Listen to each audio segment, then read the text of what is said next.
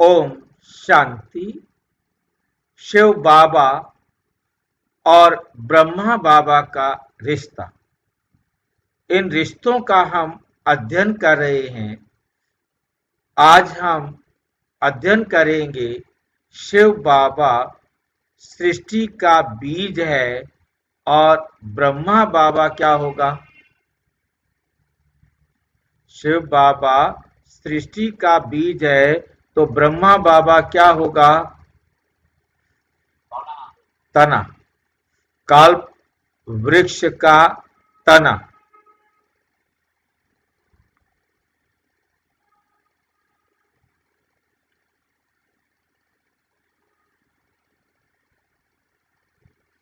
शिव बाबा सृष्टि का बीज और ब्रह्मा बाबा कल्प वृक्ष का तना। इस संबंध का आज हम अनुभव करेंगे। जानिए कैसे होता है विश्व का पुनर्निर्माण, दोबारा निर्माण कैसे होता है इस विश्व का। नंबर 1, सृष्टि रूपी कल्प वृक्ष का रहस्य। ईश्वरीय ज्ञान में विश्व की रचना का एक अद्भुत प्रतीक से समझाया गया है। कल्प वृक्ष जैसे एक पेड़ में बीज, तना, शाखाएं और फल होते हैं, वैसे ही इस सृष्टि वृक्ष में भी हैं। बीज शिव बाबा, तना ब्रह्मा बाबा और शाखाएं हैं धर्म संस्थापक। ये ब्रांचेज हैं, जितने भी धर्म शाखा धर्म संस्थापक हैं वो सभी धर्म पिताएं ब्रांच है, शाखाएं। ये वृक्ष निराकार सृष्टि का जीवित चित्र है।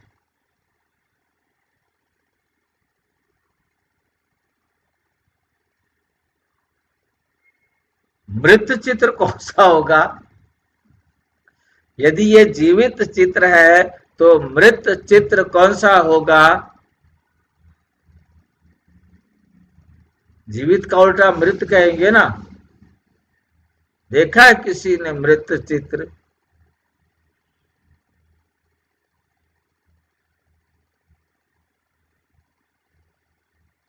कुछ और उल्टा हो सकता है इसका।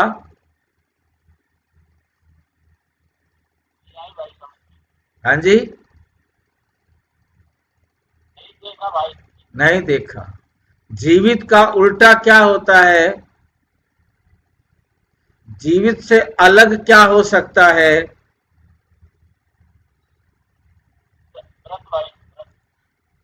जीवित का उल्टा मृत होता है, परंतु जीवित हम तभी हैं जब आत्मा जीव में प्रवेश करती है। जीवित कब कहा जाता है, जब आत्मा जीव में प्रवेश करती है। इसलिए ऊपर एक शब्द प्रयोग किया है, ये वृक्ष निराकार। आत्मा निराकार है ना। निराकार आत्माओं का ये जीवित चित्र है। परम धाम में जो है वह हम निराकार आत्माओं का झाड़ है और ये झाड़ है जीव आत्माओं का। ये बात समझ में आई है। वहां जो झाड़ है वो है, जो परम धाम में झाड़ है वो किसका झाड़ है।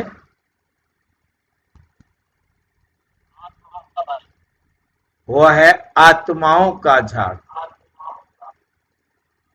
ठीक है कि नहीं। और यहां जो है वो है ये शरीरों का झाड़।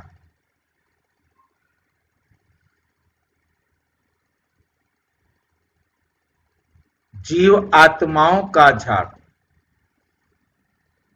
वो है निराकारी दुनिया का झाड़, और ये है साकार दुनिया का झाड़।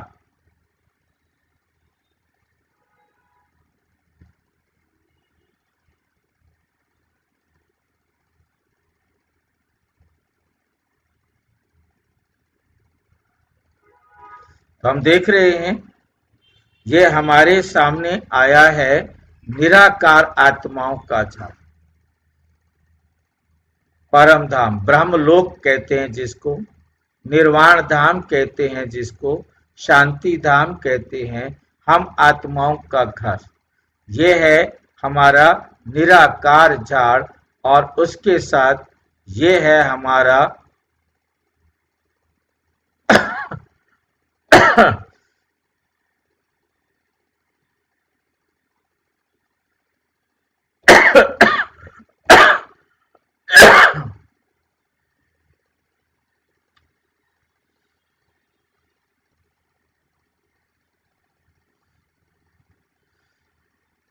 ये है हमारा मनुष्य सृष्टि का झाड़।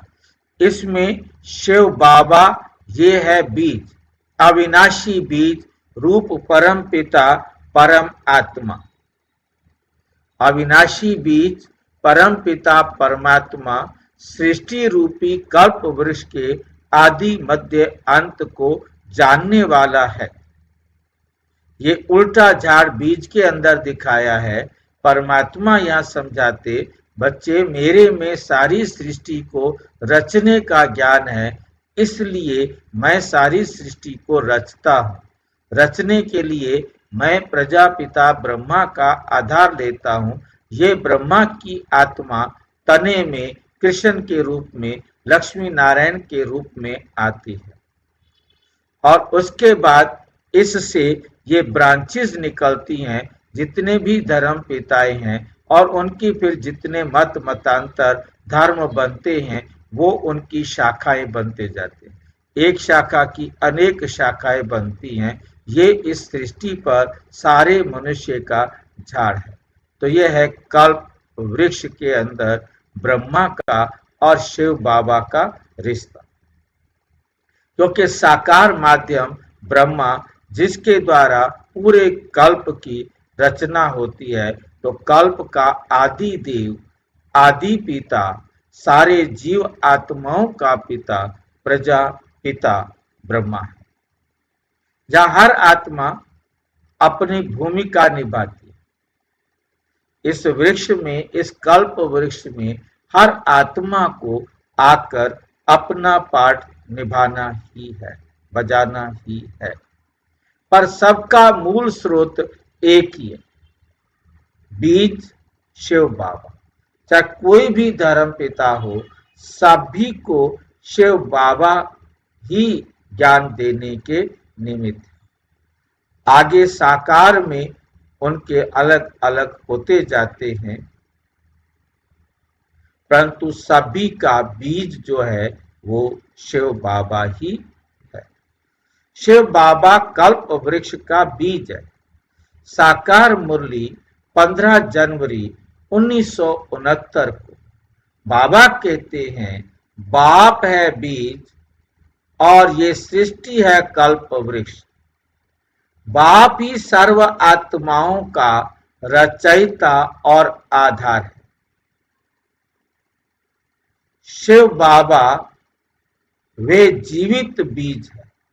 शिव बाबा क्या है? जीवित बीज है, जिससे संपूर्ण मानव सृष्टि का विस्तार होता है। यहां हम बीज के बारे में एक अद्भुत बात जरूर समझ लें। वो बीज बीज जो है खत्म हो जाता है और एक पेड़ की रचना कर देता है।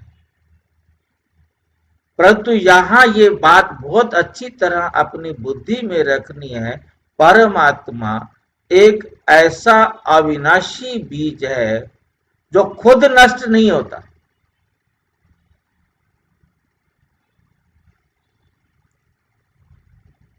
ये अपना भोजन, अपना जो कुछ इसके पास है, सारे कल्प के झाड़ की जो नॉलेज है, वो कैसे सर्व आत्माओं को देनी है, वो काम ये अपना करते।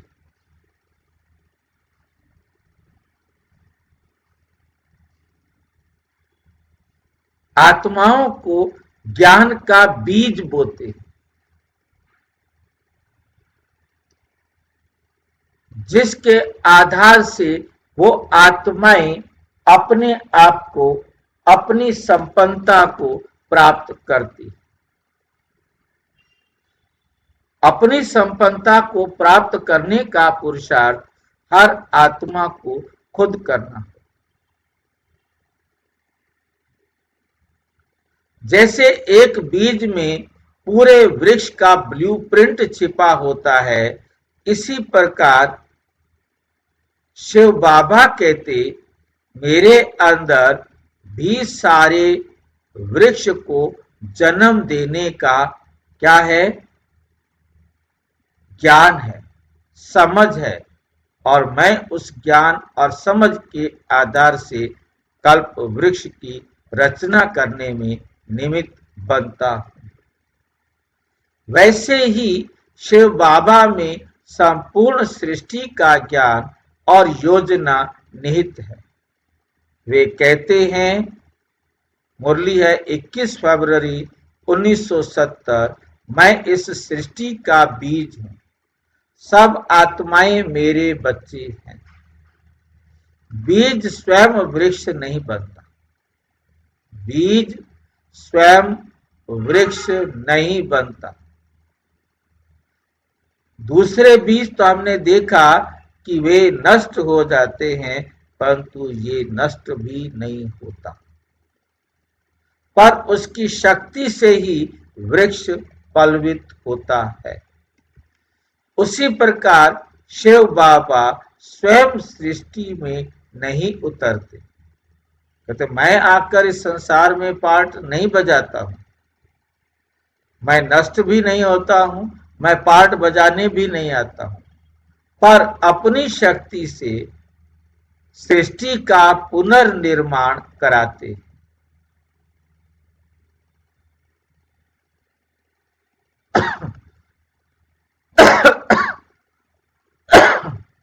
ब्रह्मा बाबा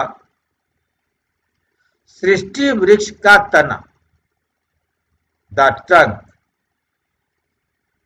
अव्यक्त मुरली 18 जनवरी 1969, जिस दिन बाबा अव्यक्त हुए।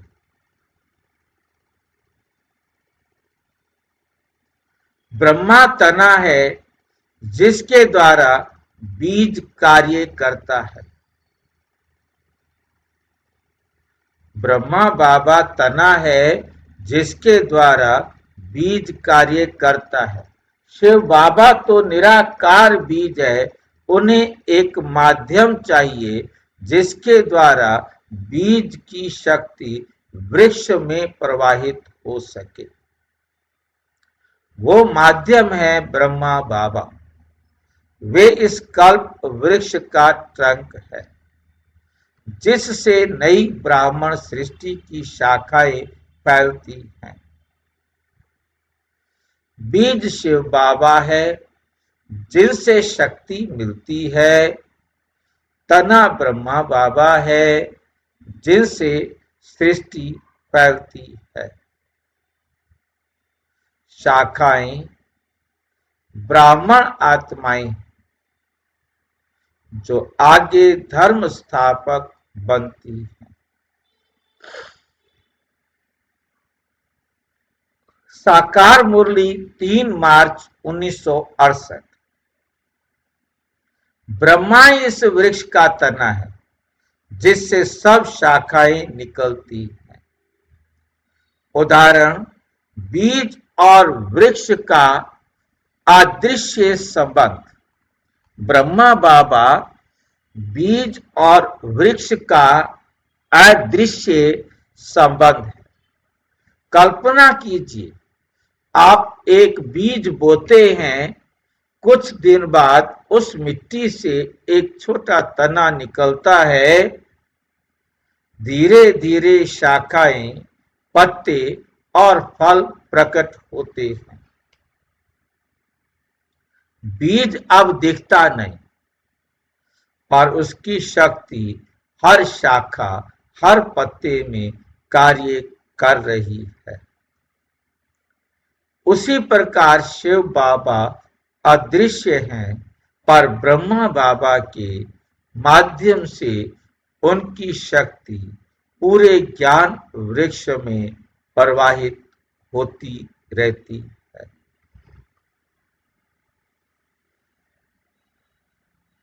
पांचवा है, बीज वृक्ष का रहस्य क्यों कहा जाता है?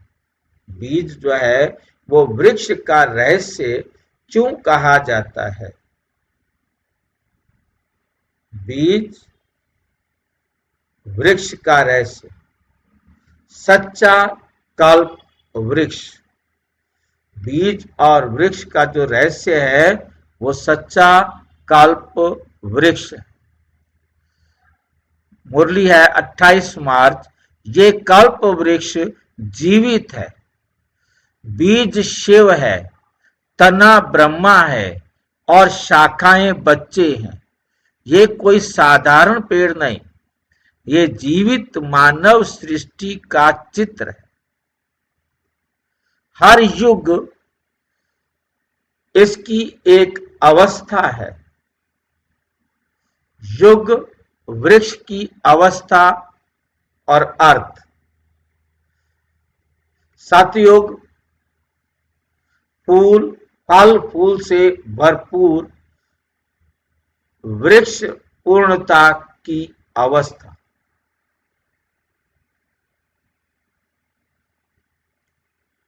सतयुग में क्या होगा? ये फल फूल से भरपूर वृक्ष पूर्णता की अवस्था। त्रेता युग वृक्ष का विस्तार, सुख की स्थिरता। द्वापर युग वृक्ष में विकारों की शाखाएं, धर्मों की शाखाएं नहीं कहा इसको, क्या कहा है? विकारों की शाखाएं। क्यों कहा गया है इनको विकारों की शाखाएं? धर्म पिताओं को विकारों की शाखाएं क्यों कह दिया? कोर्ट में केस डालना पड़ेगा।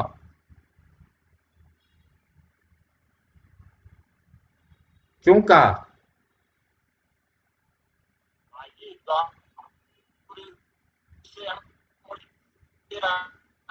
आपकी आवाज कट रही है, आज नेटवर्क गड़बड़ है आपका।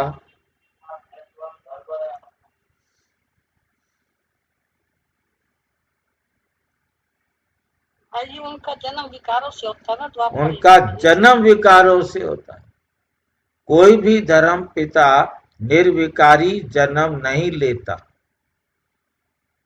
प्रवेश करते हैं। जैसे क्राइस्ट के लिए कहा कि उसने परकाया प्रवेश करके अपने धर्म की स्थापना की, परंतु जब उसने जन्म लिया तो विकारी माता पिता से ही लिया।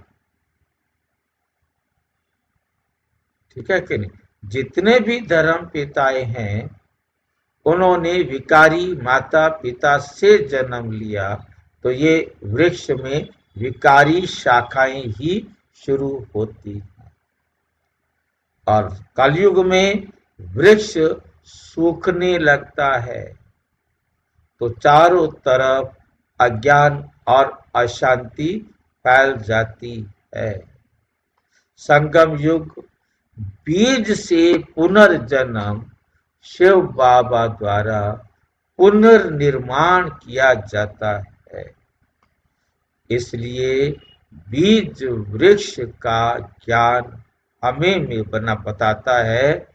इसलिए बीज वृक्ष का ज्ञान हमें बताता है सृष्टि पुनर्निर्माण का समय केवल संगम युग।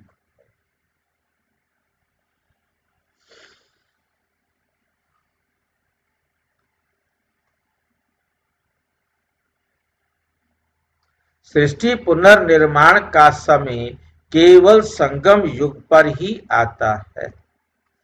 ब्रह्मा बाबा बीज से जुड़े रहने का प्रतीक। ब्रह्मा बाबा बीज से जुड़े रहने का प्रतीक। साकार मुरली 8 फरवरी 1970। ब्रह्मा सदा बीज से जुड़ा रहता है, इसलिए उससे सदा शक्ति का प्रवाह होता है। सदा शक्ति का प्रवाह होता है। जैसे तना बीज से निरंतर शक्ति खींचता है, वैसे ही ब्रह्मा बाबा शिव बाबा से निरंतर योग में जुड़े रहते हैं। उनका ये संबंध इतना गहरा था कि हर शब्द, हर कर्म में बीज की शक्ति झलकती थी। हमारे लिए क्या संदेश है? हम आत्माएं भी इस कल्प वृक्ष की शाखाएं हैं।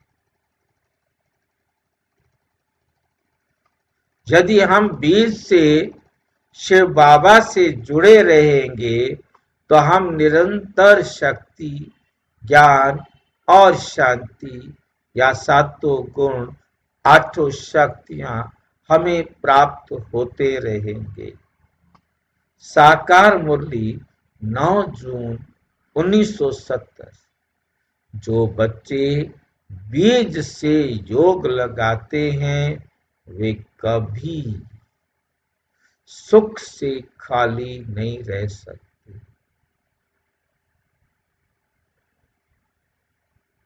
शिव बाबा जैसे शाखा तने से और तना बीज से जुड़ा है, वैसे आत्मा ब्रह्मा बाबा और शिव बाबा से योग द्वारा जुड़ी है। तभी जीवन हरा भरा रहेगा। निष्कर्ष, सृष्टि पुनर्निर्माण का दिव्य चित्र, बीज वृक्ष संबंध हमें सिखाता है शिव बाबा सृष्टि के मूल बीज हैं। मूल बीज हैं और ब्रह्मा बाबा उस बीज का जीवित प्रतीक तना है।